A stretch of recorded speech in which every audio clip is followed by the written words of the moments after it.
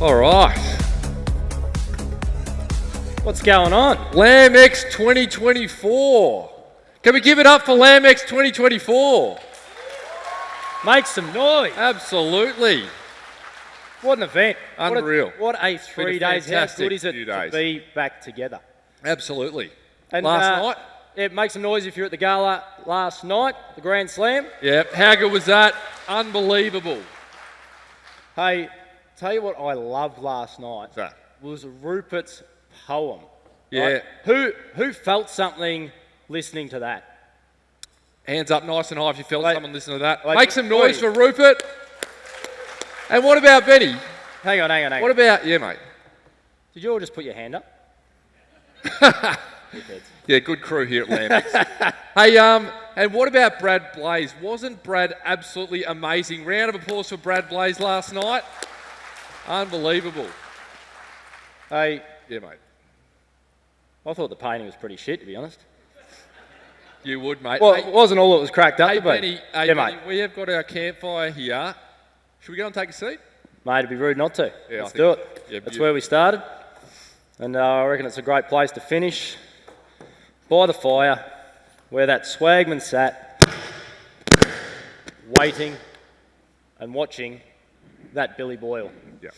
Hey, mate, it is so good to be here. Absolutely it is. And we get to travel around this great country of ours a fair bloody lot. We certainly do. We head off on the road, get out to rural regional. We meet some of the toughest people that we can ever imagine. When we're on the road, unfortunately, I do all the driving because this bugger never offers once. Bullshit. I always get I him do back. offer. I always get him back because I always challenge him to a game via Spy, and I don't reckon I've lost a game of that once. So, great companion. Shit with a map though, Benny. Yeah. I'll try my hardest. And I think, more importantly, it's safe to say, mate, we are bloody passionate about what we do. Absolutely, because we're on a bit of a mission, aren't we? We sure are. To smash the stigma that exists around mental health, that stigma that, let's be honest, is still running so strong, especially in rural farming communities right across this country. And that stigma has a massive effect. And I think that old school definition of toughness has a real role to play and makes a massive impact on our mental health. Yeah, we know the numbers. 3,249 people took their lives. In 2020. 7 out of 9 people took their lives are men. So it's about time we smashed some of that stigma and we did something about it. Bloody oath. Hey, speaking of tough, and speaking of those old school definitions, like things that come to mind for me, and we've all got them. Think about it for a moment. What pops into your mind when you think about tough and what it meant to you growing up? For me, I think of footy players. I think of Glenn Archer, Mark Rasciuto, Lee Matthews. I think of my grandpa. I think of all those sayings that I used to hear. Harden up, have a cup of concrete. Yeah, absolutely. Leave your emotions at the door. Yeah. Mate, what about you? What comes to mind for you when it comes to that old school definition? Comes to mind for me, when I was 16, I joined a footy club down there in the southeastern suburbs of Melbourne there, and I had a coach, and he used to have this saying. He used to say, hey, no use complaining, boys, no one's going to listen anyway. And to me, he was tough. And I think that, thinking about that time back at that football club, I think that's where my journey through a really tough experience began. Because, as I said, growing up southeastern suburbs, in the southeastern suburbs of Melbourne down there, I joined this football club when I was 16 years old, as I said, playing against guys twice my size, some of them ex-AFL, ex-VFL players. And back when I was 16, I know this might be hard to believe, ladies and gentlemen, but I was skinnier than I am now. I turned to the side, poked my tongue out.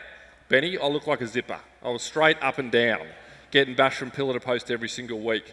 But what a great place to learn and grow, throw yourself in the deep end. And after a couple of seasons, I developed a really strong bond with a great group of guys. And I remember so clearly, I'm 18 years old. I'm at the team meeting where we're picking the team for the upcoming week, heading into finals. One of my teammates is sitting next to me. His name's Rowan. He says to me, Mike, hey mate, are you coming on the football trip at the end of the year? And I'm thinking to myself, fantastic. I'm thinking that sounds great. I'm 18 years old. I'm thinking I'm going to get up to all sorts of mischief, no parents, all that sort. Where are we going? He goes, we're going to go to Hobart in Tasmania. And I'm thinking, I'd love that. But the problem was I was a bit broke at the time. I used to have a part-time job at a supermarket called Bilo. Hands up if you remember Bilo. Hands up. What a shithole that was. Absolutely. Seriously, that place, I used to have this wanker manager called Ray and I only earned $5.50 an hour. A long time ago, but I couldn't wait. So I raced home. There were Mum and Dad. And I convinced my Mum and Dad to let me go on that football trip. And I remember the night before we were due to go, I was pumped.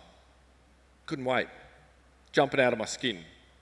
On the way over to my teammates' house, I was getting dropped off there. From there, we're going to the airport, down to Hobart. Mum gives me that pep talk we've all had before. Now, Mike, we expect you to behave. Don't let us down. Be responsible. And I didn't listen to a word of what she said because I jumped out of the car, grabbed the bags in the boot, and I go to get in the car. And there's Mum behind me, pointing to her cheek, wanting a kiss goodbye in front of all my teammates I'm trying to, be cool in front of. And I jumped in that car,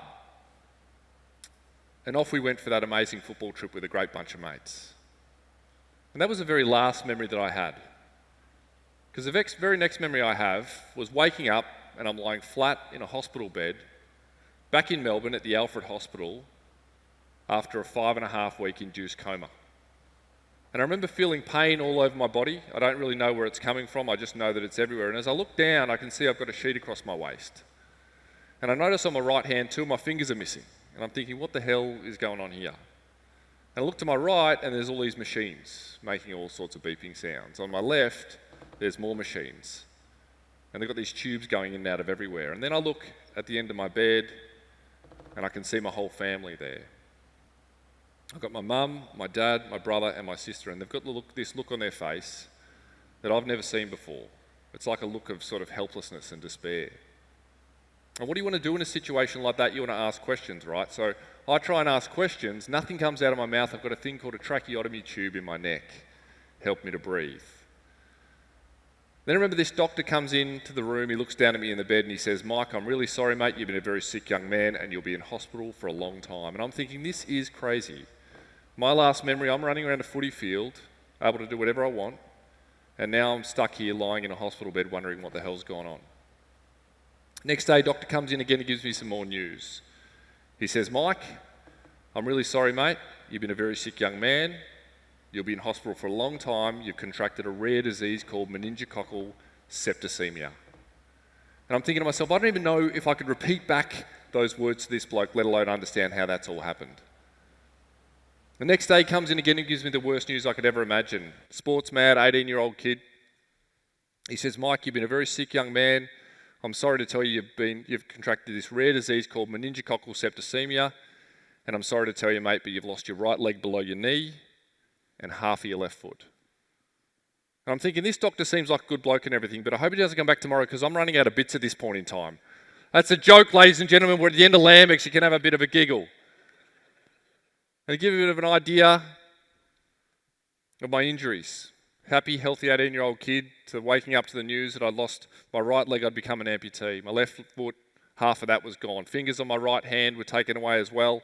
A bit of my nose was taken away, and my weight went from 80 kilos down to about 47 kilos over that 5.5-week period. I was in some significant strife. Liver failure, kidney failure, a few bleeds in my brain to boot. And it was always a case in those times in hospital of 1 step forward, 2 steps back, which I'm sure we're all familiar with. I'm thinking about that time in hospital and thinking about how tough that was. Turns out I did go on that football trip, and apparently I had a fantastic time with a great group of mates, but somewhere along the line I breathed in something really innocuous, something that was around about a 1 in a million chance, this rare disease. I was too sick to fly home, back to Melbourne with my team. They called my parents, raced me by ambulance back to the Royal Hobart Hospital. They called my parents and said, get down here, your son's got about 1 hour to live. That's how quick it happened. And it was always a case, as I said, in hospital. Those awful times. 3 long months in the Alfred Hospital of 1 step forward, 2 steps back. And I guess that's where my journey of toughness began. It's something that I'm going to elaborate on in a little bit. Ben. Who would agree that what Mike has just shared is the definition of a tough experience? Yeah. Yeah, noise helps, yeah. And let's give him a round of applause, 100%. Thank you.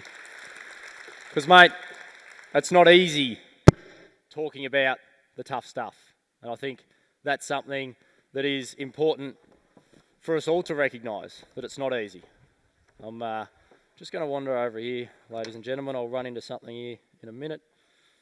And apparently I'll grab myself. I'll grab myself this one. We'll see how this goes.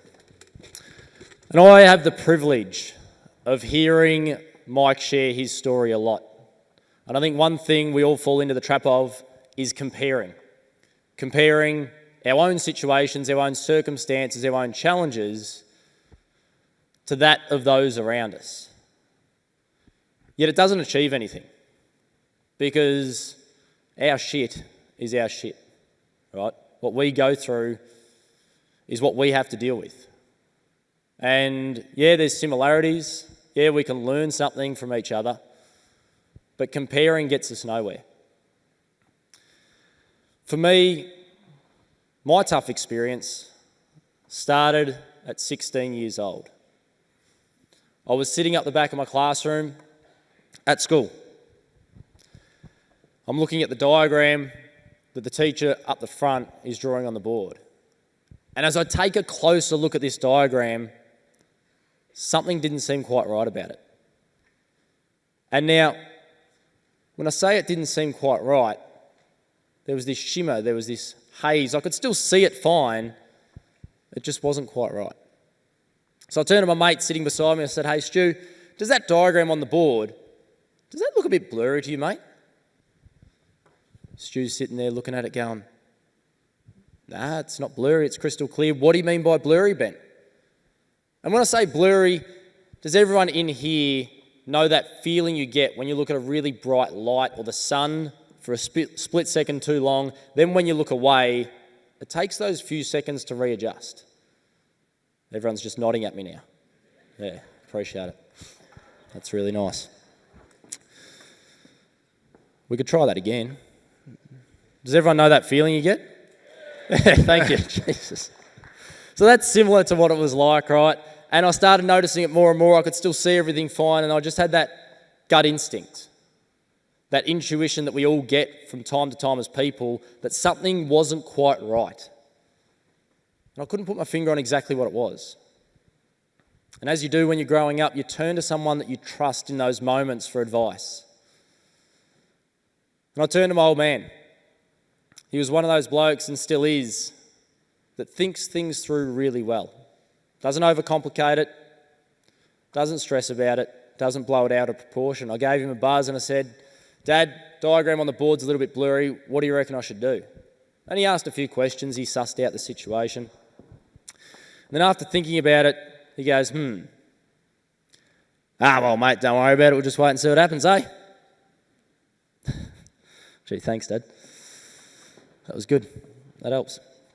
Looking back now in hindsight, I probably knew he was going to react like that, let's be honest, and it's probably why I chose to call my old man. And I trusted him, trusted his judgment, and thought he was probably right. Probably wasn't worth worrying about. Only problem was, without me knowing, my dad, he then made a phone call to my mum.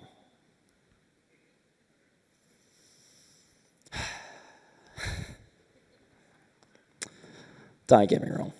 I love my mum. I don't know how that conversation went down. I only know what happened next. Back at school, minding my own business, when the announcement comes over the entire school, "Ben, please come to the office with your school bag." So I'm pumped.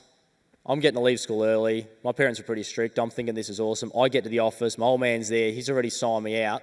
And I'm going, "Dad, what are we doing? Where are we going? What's the plan? What's happening? This is going to be great." He's going, "Mate, stop. I may have made a mistake. I'm in trouble from your mother. Apparently I give bad advice. She's in charge now. She's going to tell us what to do next. And mate, if you know what's good for us, we're just going to do as we're told." So into the ute I jumped, and we followed Mum's instructions. into the eye and ear hospital in Melbourne, about an hour drive from where I live, into the city. Mum rocks up, 6 hours of testing, and then we get sat down by the doctor and delivered the news that I've got an inflammation of the optic nerve. Essentially, the cord that joins your eye to your brain is a little bit bigger than it should be. And the doctor said pretty simply, Ben, nothing to worry about, mate. Easy fix. We'll keep you in overnight, put you on a course of steroids. We'll send you home in the morning. Everything will be sweet. Now, as a 16-year-old teenager, I only heard one word in that doctor's sentence: steroids. My eyes lit up, my imagination started running wild. I was picturing the end results and I was thinking it was going to be the best day of my entire life. And I'm getting elbowed under the table from Mum going, shut up, man. Because she could see my eyes lighting up, and so could the doctor.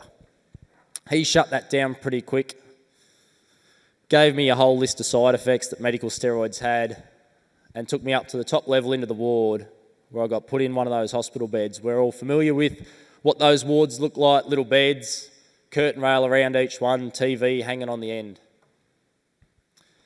And after Mum and Dad left, got me settled, got me sorted, they said, I'll see you in the morning. As I unwound from the events of the day, I then turned the TV off, messaged a few of my mates, checked in with Mum and Dad, told them I'd see them in the morning, put my phone down beside me, closed my eyes and tried to get some sleep. The next morning when I woke up and I opened my eyes, I looked for the first thing that, let's be honest, a lot of us look for these days when we wake up, which is what? Our phone. And I looked to the bedside table beside me for exactly that, but it was gone. I then looked towards the end of the bed where that TV hung on the curtain rail the night before, and it was gone. And I'm laying in bed thinking, what is still here that I definitely know is still here? I can feel my hands, they're definitely still there, but holding them up in front of my face, even they were gone. Because overnight I had just lost 98% of my eyesight. Gone. When the doctors found out, as you can imagine, they were in shock. So was I, and so was my family. And 2 weeks later, we got sat back down in that hospital, and we got delivered the news that it wasn't what the doctors had originally thought. It was a rare genetic syndrome called Leber's hereditary optic neuropathy. I had no idea what that meant. Similar to Mike with meningococcal, couldn't repeat it. But I then heard this doctor explain it pretty simply when he said, Ben, I'm sorry to say, mate, this is incurable, it can't be fixed, and you will be blind for life.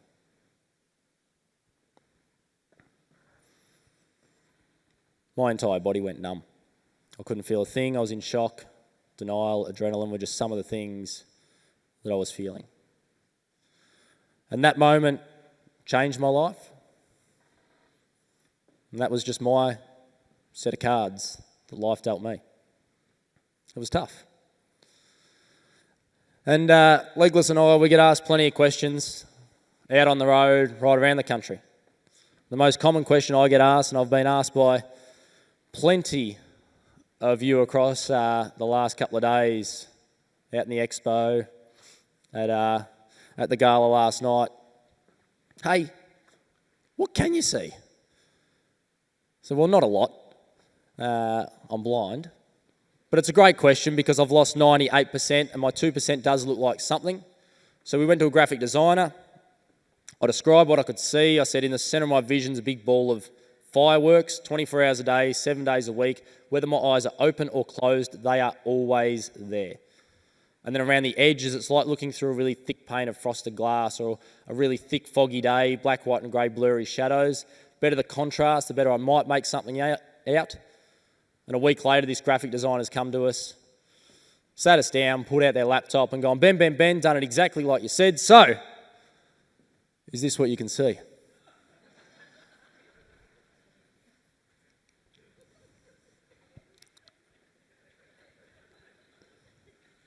I got no idea. Anyway. Can I get a round of applause for Ben, please? Brilliant. Brilliant. Awesome, buddy. You know, and speaking about this old school definition of tough, I think we've all heard it, have a cup of concrete, toughen up, don't show emotion. Hands up nice and high if you've heard that before. Problem is, I don't think that works anymore, does it, Ben? Nah, it doesn't, mate. Work anymore, because what it does is it stops us from dealing with the really important stuff. It helps us to ignore the important stuff. And I think that I did that myself. I'll put my hand up, absolutely guilty of doing that myself. For 9 years I did that. I used to ignore something that I know needed attention. Now, before, when you heard me tell my story, I lost my right leg below my knee and half my left foot, and I'm standing up here today and both of my legs are gone. 9 years it took to make a really tough decision. And I remember I used to make excuses for it all the time. You know, this thing used to break down all the time. I had a foot, I used to have to dress it every second day. The more that I'd walk, the more it would break down, the more I'd have to lie in bed, wait for it to heal, and then the whole thing would repeat over and over again. But I used to just say, you know, it is what it is, it could always be worse. Hands up who's ever heard that, use that expression before, it is what it is? Yep, okay, great. If you're talking about something that you can't control, fantastic. If you're talking about something you can control and take action on, it sounds a lot like an excuse. And I guess I was making an excuse. As I said, 9 years, limping around on this foot. Mental health was probably down here somewhere. I was ignoring this thing. I went and saw a doctor. She unwraps my foot for a bit of a checkup, looks at it and says, Mike, I don't like the look of your foot. And I'm like, that makes two of us. It's bloody ugly. She goes, no, it looks angry. I'm going to send you off for some scans. So she sends me off for some scans, comes back, verdict's in. She says, Mike, you've got osteomyelitis in your bone in your foot and it's not going to heal itself. And I didn't even know what she meant by that. Bone infection. What does that even mean? Then she said something that really explained it quite succinctly. She says, Mike, do you realise that you're probably running at about 70% of what you possibly could be, mate? And I go, what do you mean by that? She goes, well, your body is always fighting an infection. You know, how do you feel? I go, not great. What about your pain levels through the roof? What about your energy? Yep, non-existent. And it started to sort of dawn on me all the things that this foot was costing me, this thing that I was avoiding taking action on. And I remember I made a decision right then and there, even if I didn't want to admit it to myself. I thought to myself, well, I know how well I go on my right side. I think it's time to move on and get rid of this thing that's holding me back. I'm not going to ignore this any more than I need to.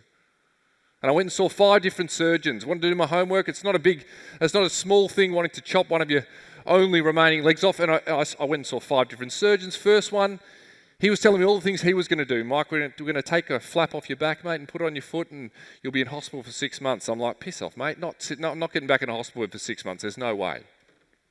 Next one, a bit more of the same, till eventually this one surgeon I went and saw looked at me in the eyes and he says, Mike, what do you want to do? And I said, I want you to chop my leg off. Can you do that? And he goes, yeah, I can. It'll be a 2-stage operation. You might need revision down the track, but I can do it. And I remember that day I almost skipped out of his office. I was so excited about this thing that I'd made, this decision that I'd made. And I can't skip, ladies and gentlemen, but if I could have, I probably would have skipped, okay? But I remember I went home and all my family, my friends, I'm telling them. I'm saying, hey, guess what? In a month, I'm getting my left leg chopped off. And they all thought I'd gone completely mad. And they go, Mike, hang on a minute. You've got one leg left and now you're going to take that off. I'm like, yeah, it's going to be fantastic. It's going to be fantastic. And they all thought absolutely crazy. Didn't really know what I was experiencing on a day-to-day basis. And I've got to be honest, when I went up to that, every single day that passed, as I got close to that surgery, I was shitting myself. Wanted to bail, didn't want to make that decision. But I stuck fat, went through with this operation. I had the revision surgery down the track a little bit. But finally, after 9 long years, I was able to stand up on 2 prosthetic legs for the first time pain-free. And it totally changed my life. And I think it changed my life because I stopped ignoring something that needed to be addressed in my life. And I think we do that sometimes, all of us, from time to time. We ignore the stuff that we need to pay attention to, and it can have a massive impact on our mental health, can't it, Benno? 100% it can. Don't ignore it. We all have it between the ears. It's going on for all of us, but we are bloody good at ignoring it. I mean, Mike, it's an amazing example, but the example there is very physical, right? Half your left foot is missing, infected, in pain for 9 years, yet you've still got the ability to ignore it and limp around every single day. So if you can do that for 9 years, how good are we at ignoring the stuff that we can't see? The stuff that we're not necessarily in physical pain from, but pain in here that weighs us down. And if we continue to ignore it, it gets heavier, it gets harder, it gets more painful, and the impact can be worse. Absolutely. So don't ignore it. But once you actually acknowledge and recognize if or when you are doing it tough, when you're not quite right, when you're feeling flat, when it's this continuation and you're feeling like you're stuck in a rut, often the next step is even harder. And I reckon in here, we've all got one. At home, who's got a big old rug that you just sweep shit under? Yeah? Or who's ever been guilty of burying your head in the sand? Any of us? And I know something that each and every one of us have, whether we admit it or not, and that is a bottle. A bottle that behind the front that sometimes we put on, we put stuff in and we continue to bottle it up. And that was something that I did. I did for a long time. When I first heard those words from that doctor, Ben, you will be blind for life. As I said, numb, confused, shock, denial, scared were just some of the things that were going through my head. But sitting beside me, my mum burst into tears. Understandably so, right? And I knew the seriousness of the situation when one of the toughest people in my life, my old man, burst into tears as well. And that was the first time in my entire life that I'd ever heard him cry. And in that moment, I felt like doing the exact same thing. No one probably would have blamed me if I had of. But there was also that little part of me that thought, well, hang on a minute. Mum's upset, Dad's upset. I feel like doing the exact same thing. But if I'm upset and then they see me upset, are they going to get more upset because I'm upset? Maybe if I put on a brave face. Maybe if I act positive, glass half full.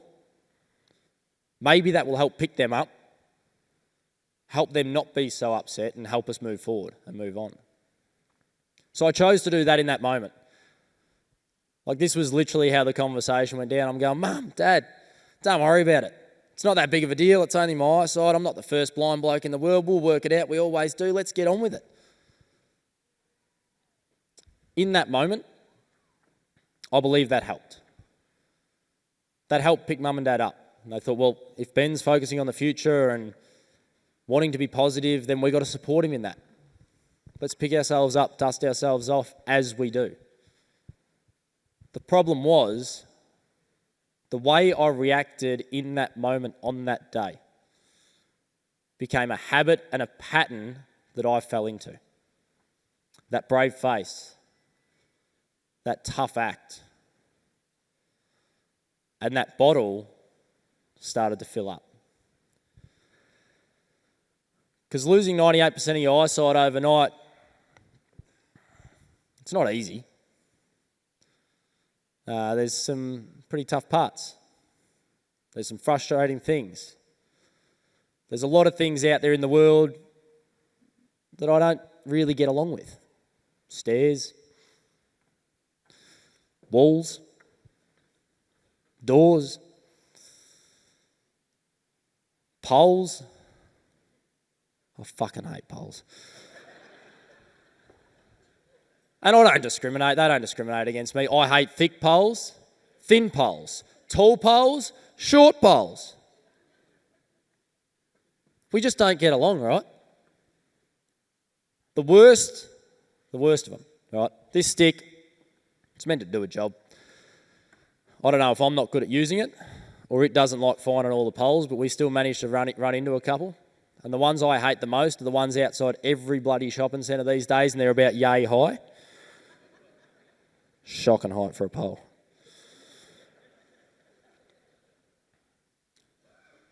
Then I'm thinking about all the things that I can't do. Footy, cricket, basketball, motorbike riding, water skiing, all the things I love, my future. All I had ever dreamt of doing was working on a station as a mustering pilot in a chopper. As a kid, I had the picture of that ute that I was going to drive when I got my licence. That was never going to happen. And then I'm even thinking about things that I'd never thought about as a 16-year-old. Ben, now that you're blind, you're never going to get to see your future bride walk down the aisle in her white dress, let alone your children's faces smile for the first time. All of that, everything I tripped over, everything I broke, everything that got him away, everything I couldn't find, every bruised shin, every rolled ankle, the sore stuff in between, I bottled it all up. And I continue to bottle that up every single day behind a brave face and a tough act. I didn't just do it for a day or a week or a month, I did it for years. A couple of years after losing my eyesight, I'd been able to get back to water skiing with the support of my family, wearing a helmet that had an incorporated waterproof UHF system in it. It wasn't a two-way. My old man said, "Nah, I don't want to hear you try to drive the boat while you're skiing, mate. You listen to me. I'll tell you what's going on." But it was amazing. Getting back to doing something that I loved and enjoyed, and doing so, a couple of years after losing my eyesight, there was a moment doing a left-hand turn where the ski slipped out from underneath me, got caught in the water, had nothing to do with not being able to see, just one of those things, one of those moments.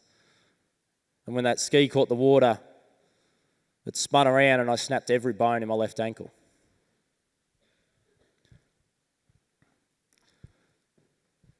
After surgery, I then spent the next 3 months blind, in a wheelchair, at home, by myself. So if that bottle wasn't filling up before, it certainly was now. People often ask, "But why were you by yourself, mate?" They were by myself because for 2 years, they got to believing that brave face and that tough act when I'd respond to every single person asking me how I was going, how I was coping, what was happening. I'd go, "Yeah, no, I'm fine, I'm all good, I'm sweet." And even though that wasn't the truth. And there was this one moment during that 3-month period, blind, in a wheelchair at home by myself, after spending my 18th birthday the exact same way. It was a week after that I was in my bedroom, and as both my parents always did when they got home from work, popped their head in, "Hey mate, how's your day?" And my old man did it on this particular day, and he goes, "Hey mate, how's your day?" I said, "Yeah, good dad, how's yours?" He goes, "Yeah, all right." And I said, a bit of small talk. Then he asked again. He said, "Mate, how you really going?" I said, "Dad, you know me. Nothing worries me, I'm sweet." Brave face, tough act. A habit, a pattern that I was on autopilot with. We talked about the weekend and what was going on and a bit more small talk. And then before he left, he turned back to me for a third time and he said, "Ben, I'm going to ask you one more time, mate. How are you actually going? How are you coping? How are you feeling?" And for the first time since losing my eyesight over 2 years earlier, I burst into tears. Everything that I'd bottled up, because this bottle was full by this point in time, came pouring out. 2 years worth of it. "Dad, I hate this. This sucks. This is fucked. I hate being blind. I hate not being able to see. Why did this have to happen to me? I can't play sport. I'll never be able to drive. I'll never be able to become a pilot." Like, everything that I'd bottled up started pouring out, and in that moment, as hard as that was, as much as it hurt, it was as if this weight had lifted off my shoulders, and all of a sudden there was light at the end of the tunnel, because I'd done what I'd been refusing to do because of that brave face for far too long. and that was talk about it. 100%. I don't think Ben's alone. I lost my mic too. But I don't think Ben's alone at all in answering that question. Yeah, I'm all right. Hands up nice and high if you ever answered, hey, how you doing? I mean, have we heard that? I'm fine, yeah. No worries. Yep, all good. Yep, no worries. How often do we hear that? I've heard it 1,000 times walking around. How you going, mate? Hey, not bad, yourself? Hey, good, thanks. 100%. Oh, yeah, all right. I think it's also really important to realise that one of the toughest things we can do is actually identify something that we're struggling with in life. And just as you said so beautifully before, an even tougher thing to do is actually talk to someone about it. One of the toughest things we can absolutely do in life, isn't it, mate? 100%. And we've all got a role to play, don't we? 100% we've got a role to play. You know, I think back to when they shipped me off to rehab. And I'd never met an amputee before in my life, and now I was one. 18 years old, 3 months at hospital, off to rehab. And I didn't have any reference point. I'm thinking pirates and peg legs and parrots, right? That's all my reference point was with amputees. And they shipped me off to Caulfield General Medical Centre, it was called, right? This place in the southeastern suburbs, and it used to house the returning World War I veterans, you know, after the war, right? And they haven't updated the joint since. It's an absolute shithole, right? So they sent me off there because they got a good amputee ward. And I'll never forget the first day, Benno. Never forget the first day. I was at the actual rehab ward. I'm introduced to my nurses and that sort of stuff. Mum on the back of the wheelchair. I get into the wheelchair. She wheels me up this big long thing called a breezeway, across the car park over to the amputee ward. And on the way in, someone thought it would be a good idea to put a glass cabinet, get this, filled with antique prosthetic limbs from the war on the only entrance into an amputee ward. What a great idea, right? And I'm looking at it going, am I going to have to wear one of them? Mum starts to sob on the back of the wheelchair. She's absolutely hysterical. And we get to the start of the rehab. I'll never forget this. And I'm sitting there, I'm looking in the gym, and there's other amputees there, and I spot this guy in the distance. And he's this giant of a man. He's got these big, broad shoulders, leathery skin like a crocodile, missing half the teeth in his head, hair all over the joint, rough as guts. He's mouthing off to the nurses, to the other patients in the ward. And I'm just watching him. I'm fascinated. He's missing one of his legs above his knees, and I'm just watching the way he moves on his prosthesis. And then I guess he sees me watching him. And no joke, my first interaction with another amputee, he looks down at me. He walks over with his limp like this. I'm in the wheelchair. He looks down. He says, "Mate, you're fucked." First thing he says to me like that, I look back up at this guy and I go, "Thanks very much for letting me know, mate." Didn't realise. Mum starts to sob even more on the back of the wheelchair. It was ridiculous, a horror show. But very quickly we got chatting, and I realised that was his sense of humour.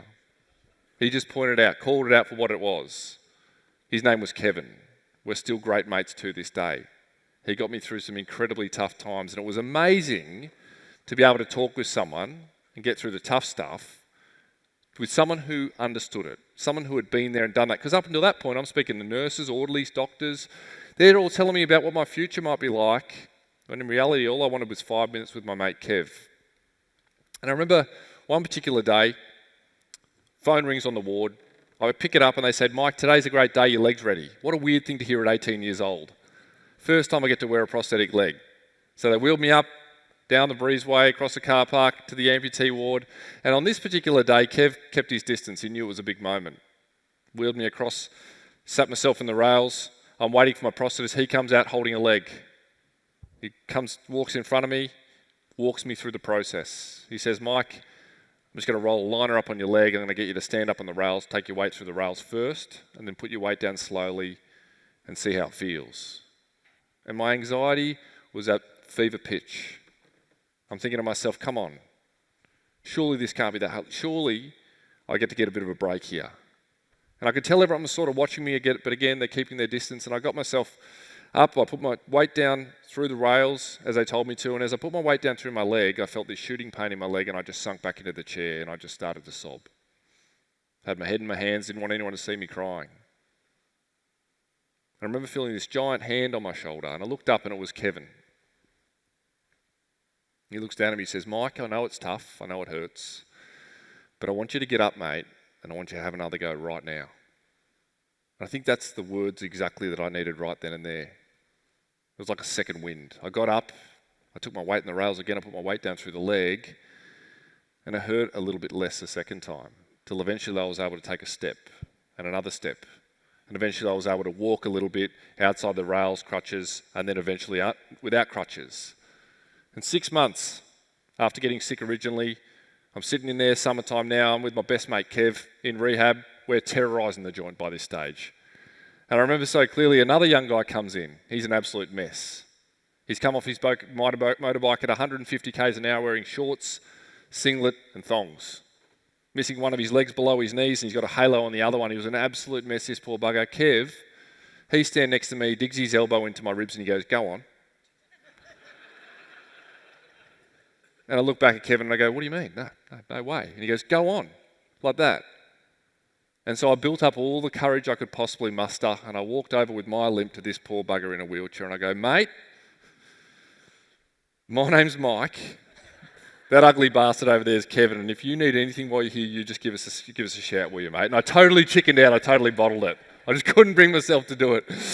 But it's so true, isn't it, mate, that sometimes we've got to be in a position as a community to intervene, don't we? 100%. We have the opportunity to do something about it. Because not ignoring it and talking about it, that very much puts the onus back on the person doing it tough.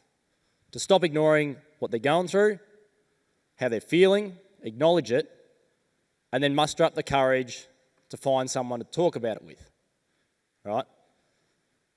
But that's very much pointing the finger at the person that's struggling. We all have a role to play, and we all have the choice to take action when we notice a family member, a mate, our neighbour, someone in our community, a colleague, a son, a father, a daughter, an uncle, a butcher, a cousin. It doesn't matter who it is. But to actually take action, take a moment to ask them if they're doing okay. Not just once, not just twice, but like my old man did, ask 3 times, right? We're afraid of talking about the tough stuff. And it's time to throw that out and all take responsibility for starting to shift the needle, right? We would rather be nosy than sorry when it comes to this sort of stuff. And mate, we have conversations with some of the toughest people like we have in this room, right here, right now at LambEx. And it's so important that what makes you tough, you keep, right? We've had conversations with people at conferences, people in pubs, clubs. Absolutely. I don't think it's about standing up here and telling everyone to throw out the old version of tough. Because stoicism's a really important thing. Yeah. You know, it's essential to be able to do exactly what everyone in the audience today does. And we've had that conversation on our podcast, right? Talking Tough, that we've launched with Ski for Life. Series 1 came out last year. Season 2's been recorded right now. If you're in your ute, on the tractor, check it out. Absolutely. And I think that when we look at redefining what it means to be tough through all of the countless conversations that we've had with incredible Australians in the rural and regional road shows that we do, I think that there's some really wonderful things around toughness that we speak about. But the most important thing I think that we're forgetting when it comes to toughness, in order to add to the definition like Ben just said, is that tough is actually talking. Ladies and gentlemen, thank you so much.